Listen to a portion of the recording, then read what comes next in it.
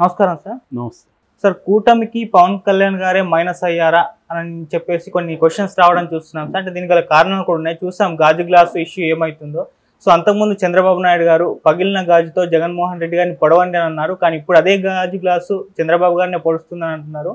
అంటే ఏం జరిగిందంటారు సార్? దీనిపైన మీ ఒపీనియన్ ఏంటి? నిజంగా కూడా ఒక పవన్ కళ్యాణ్ ఒక పెద్ద బలం నిజానికి తెలుగుదేశానికి. ఎందుకంటే పవన్ కళ్యాణ్ అనౌన్స్ చేసే వరకు కూడా, పొత్తుని జైలు దగ్గర అనౌన్స్ చేసే వరకు కూడా ఒక రకమైన నిరాశ నిస్పృహలు తెలుగుదేశం కేడర్ని కావచ్చు, నాయకత్వాన్ని కావచ్చు, శ్రేణుల్ని కావచ్చు మొత్తం ఆవరించింది. ఒక రకమైన అంటే ఆయన జైలుకి వెళ్ళినాక రావాల్సినంత నిరసనలు కానీ ఉద్యమం కానీ రాలేదు. తెలుగుదేశం శ్రేణుల్లో ఒక స్తబ్దత నెలకొనింది. మన లోకేష్ ఏమో ఢిల్లీకి వెళ్ళిపోయి కూర్చోవాల్సి వచ్చింది. ఇక్కడ ఎవరు లీడ్ చేసేవాళ్ళు లేరు. బాలకృష్ణ ఏమో నేను వస్తాను లీడ్ చేస్తాను అంటాడు, కానీ ఆయన మీద ఎవరికి నమ్మకం లేదు. చివరికి ఆ ఇంట్లో స్త్రీలు భువనేశ్వరి బ్రాహ్మణి రావాల్సి వచ్చింది. ఇలాంటి ఒక నిరాశాజనకమైన పరిస్థితుల్లో పవన్ కళ్యాణ్ చొరవ తీసుకొని ఆయన అనేక రిస్క్ తీసుకొని ఫ్లైట్ క్యాన్సిల్ అయితే రోడ్డు మార్గంలో వెళ్ళి అక్కడ పోలీసులతో కొట్లాడి ఇవన్నీ చేసి మళ్ళీ వెళ్ళి రాజమండ్రిలో వెళ్ళి ఆయన ప్రకటించడం, అది కూడా అన్కండిషనల్గా ప్రకటించడం, ఇది ఒక ఊపు తీసుకొచ్చింది. పవన్ కళ్యాణ్ లేకపోతే నిజానికి తెలుగుదేశం ఈ స్థాయిలో ఇవాళ గెలుస్తామని వాళ్ళకి నమ్మకం ఏర్పడడానికి ప్రధాన కారణం పవన్ కళ్యాణ్ అని చెప్పచ్చు. అయితే ఇవాళ అదే పవన్ కళ్యాణ్ కూటమికి ఇబ్బందిగా మారాడా, కూటమికి పవన్ కళ్యాణ్ వల్లే నష్టం జరగబోతుందా అన్న చర్చ మొదలైంది. దీనికి ప్రధాన కారణం ఏంటంటే పవన్ కళ్యాణ్ మోరల్ సపోర్ట్ అవన్నీ ఓకే, కానీ ఫైనల్గా జరగాల్సింది ఏంది? ఎందుకు రెండు పార్టీలు కలుస్తాయి? రెండు పార్టీల మధ్య కెమిస్ట్రీ అంటే వాళ్ళిద్దరి మధ్య పై స్థాయిలో కలవడమే కాకుండా కింది స్థాయిలో కూడా ఓట్లు ట్రాన్స్ఫర్ అవ్వాలి. ఈ ఓట్లు ట్రాన్స్ఫర్ అవ్వడానికి సజావుగా కింది స్థాయి వరకు కూడా అందరూ ఈ పొత్తు అవసరం, మనం జగన్ని ఓడించాల్సిన అవసరం ఉంది అని నమ్మాలి బలంగా. సో అది జరిగిందా అనేది చూసుకున్నప్పుడు కొంతమేరకు జరిగింది, కొంతమేరకు జరగలేదు. ఎందుకంటే చాలా చోట్ల జన సైనికుల్ని తెలుగుదేశం నాయకులు అవమానిస్తున్నారన్న వార్తలు బలంగా వస్తున్నాయి. నిన్న కూడా మనం దెందులూరులో చూసాము, వాళ్ళని స్టేజ్ మీద కిందికి తోసేశారు, లాగేశారు. సో అట్లాంటి అనేక సంఘటనలు జరుగుతున్నాయి తెలుగుదేశం వాళ్ళు దీని మీద. అట్లాగే జన సైనికులు తెలుగుదేశం వాళ్ళ మీద కూడా తిరుగుబాటు చేస్తున్నారు. ఫర్ ఎగ్జాంపుల్ పిఠాపురంలోనే వర్మని తరిమేసి కారెక్కిచ్చి పంపించిన విజువల్స్ అంతా చూసాము, వీడియోస్ అంతా బయటకు వచ్చాయి. అట్లాగే ఆడియోలు కూడా అక్కడ రిలీజ్ అయినాయి. మాకు పవన్ కళ్యాణ్ మీదనే నిరసన వ్యక్తం చేస్తూ ఆడియో రిలీజ్ అయింది. సో ఇలాగా ఏంటంటే చాలా చోట్ల ఈ కెమిస్ట్రీ వర్కౌట్ అవ్వట్లేదు. So that is number 1 problem. ఇప్పుడు దానికంటే ఒక పెద్ద ప్రాబ్లం కూటమికి వచ్చి పడింది, అది గాజు గ్లాసు రూపంలో. మరి వీళ్ళు ఇది ముందుగా ఎక్స్పెక్ట్ చేయలేదా? ఎందుకంటే ఇప్పుడు చంద్రబాబు 45 ఏళ్ళకు ఉన్నాడు, పవన్ కళ్యాణ్ అంటే ఆయనకి పెద్ద మెచ్యూరిటీ లేదు, అనుభవం లేదని చెప్పుకున్నాం. ఎందుకంటే ఆయన కూడా 15 ఏళ్ళు ఉన్నట్టే లెక్క.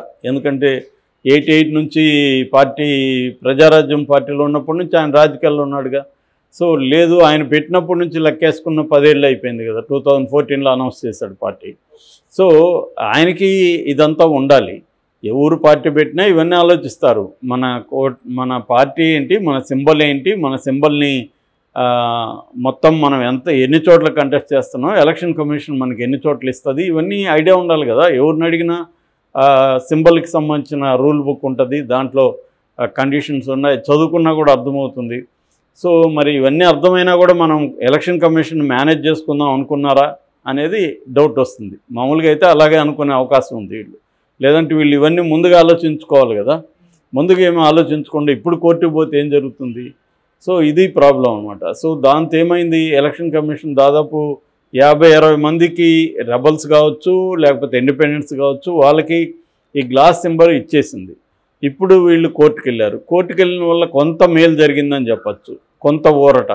ఆ ఊరట ఏంటంటే జనసేన పోటీ చేస్తున్న 21 అసెంబ్లీ స్థానాల్లో ఉండే ఎంపీ నియోజకవర్గాలు ఏవైతే ఉంటాయో అక్కడ కూడా గ్లాస్ గుర్తుని వేరే వాళ్ళకి ఇవ్వద్దు.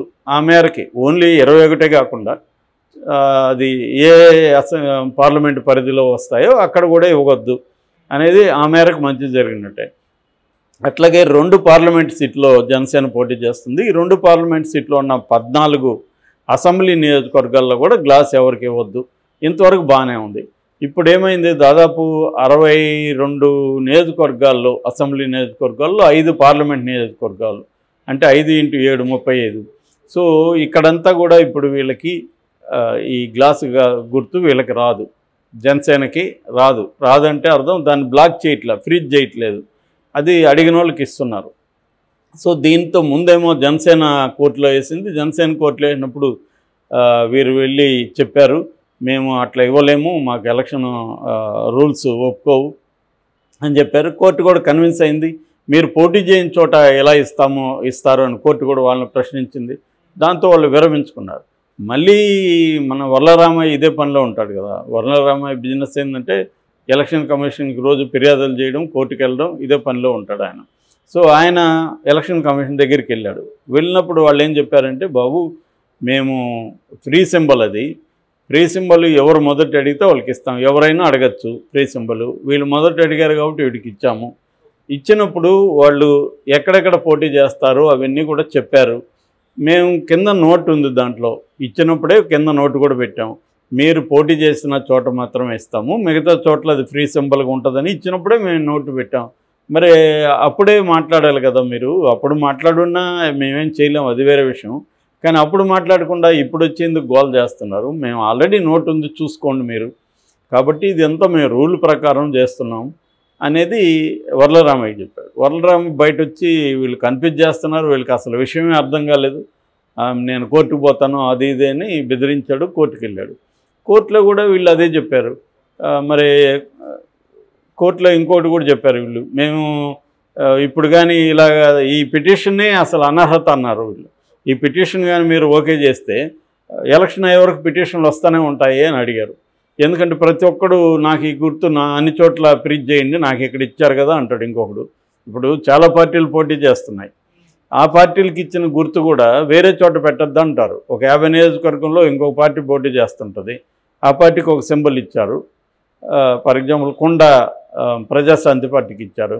ప్రజాశాంతి పార్టీ ఒక 50 చోట్ల పోటీ చేస్తుంది, మిగతా 125 చోట్ల ఇవ్వద్దండి అని కొండకు వస్తారు. అట్లా ప్రతిదీ ఏదో ఒక పిటిషన్ తెస్తూనే ఉంటారు. కాబట్టి అసలు పిటిషన్ని మీరు తీసుకోకండి అనేది వాదించింది. కోర్టు కూడా కన్విన్స్ అయింది, ఎందుకంటే వాళ్ళ రూల్ ప్రకారం వాళ్ళు ఇస్తున్నారు, మీకు ఇబ్బంది లేదు కదా, జనసేనకి ఏమి ఇబ్బంది అని అడిగింది కోర్టు. జనసేనకి ఇబ్బంది లేదు, నిజానికి ఇబ్బంది ఎవరికి, చంద్రబాబుకి ఇబ్బంది. ఎందుకంటే ఆయన కదా ముఖ్యమంత్రులు అవ్వాలనుకుంటున్నాడు, ఆయన నిలబెట్టినప్పుడు జనసేన ఓట్లు ఆయనకి కదా పడాలి. అంటే బీజేపీకి చంద్రబాబుకి ఎందుకు అని చెప్తున్నంటే, ఆయన ముఖ్యమంత్రి, బీజేపీకి ఇక్కడ 4 సీట్లు వస్తే ఏంటి, రాకపోతే పెద్ద ఫరక్ పడేది ఏం లేదు. ఫరక్ పడేది ఎవరికి, చంద్రబాబుకి. సో ఇప్పుడు ఆ గాజు గ్లాసు పగిలితే దాంతో పడవండి జగన్ అని ఆయన సైకిల్ చేసిన వీడియోలు చూసాం మనం. సో గాజు గ్లాస్తో పడవండి అంటే మేబీ ఆయన ఉద్దేశం గాజు గ్లాసు గుర్తుకి ఓటేయండి అని కూడా అనుకోవచ్చు. సో ఏదేమైనా ఇప్పుడు ఆయనకే గుచ్చుకుంది గాజు గ్లాసు, పగిలే కొద్దీ పదునెక్కుతుంది అన్నాడు, కానీ పగిలే కొద్దీ గుచ్చుకుంటుంది. పగలడం అంటే వేరే వాళ్ళకి వెళ్ళడం అనే అర్థంలో తీసుకుంటే, మన ఆయన సినిమా ఉస్తాద్ భగత్ సింగ్లో పెట్టాడు కదా డైలాగు, పగిలే కొద్దీ గాజు గ్లాస్ పదునెక్కుతుందని. అది సినిమాలో వరకు ఓకే, కానీ రియల్ లైఫ్లో అలా ఉండవు. సో రియల్ లైఫ్లో పగిలే కొద్దీ అది వాళ్ళకి గుచ్చుకొని బ్లడ్ కారుతుంది. సో ఇప్పుడు ఏంటంటే చాలా చోట్ల టైట్ బ్యాటిల్ ఉండే అవకాశం ఉంది, కీన్ కాంటెస్ట్ అంటారు. సో ఫర్ ఎగ్జాంపుల్ ఇప్పుడు మంగళగిరి ఉంది, మంగళగిరిలో సుబ్రహ్మణ్యం అతనికి ఇండిపెండెంట్ అభ్యర్థికి ఇచ్చారు. అక్కడ లోకేష్ చాలా టైట్గానే ఉంది లోకేష్కి. కొన్ని సర్వేలు లోకేష్ ఓడిపోతారని చెప్తున్నారు, జ్యోతిష్యులు ఓడిపోతారని చెప్తున్నారు. అట్లాంటి కాంటెస్ట్లో రేపొద్దున 1000-2000 మెజార్టీతో లోకేష్ గెలిచే పరిస్థితి ఉన్నా ఈ గ్లాస్గా గుర్తుకి జనసేన వాళ్ళు వేశారనుకో, ముసలి ముతక వాళ్ళు మనకు జనసేన గుర్తుంది, మన గ్లాస్ గుర్తుందని. ఎందుకంటే గ్లాసుని విపరీతంగా ప్రచారం చేశారు పవన్ కళ్యాణ్, సినిమాలు, ట్రైలర్లు, ఎక్కడ చూసినా గ్లాస్ గుర్తుని ప్రచారం చేశారు. అంత బాగా ప్రచారం చేసినప్పుడు వాళ్ళు గుర్తుపెట్టుకొని దానికి పడిందంటే అది చంద్రబాబు గుండెల మీద పడినట్టే ఆ ఓటంతా. సో ఇప్పుడు మరి సుప్రీంకోర్టుకి వెళ్తారా, వెళ్ళడానికి కూడా 10 రోజులే టైం ఉంది, వెళ్ళినా కూడా పని అయ్యే పరిస్థితి కనబడలే. ఇదంతా ఎందుకు ముందు వీళ్ళు ఊహించుకోలేకపోయారు, దానికి ఎందుకు ప్లాన్ చేసుకోలేకపోయారు అనేది ఇప్పుడు పెద్ద ప్రశ్న.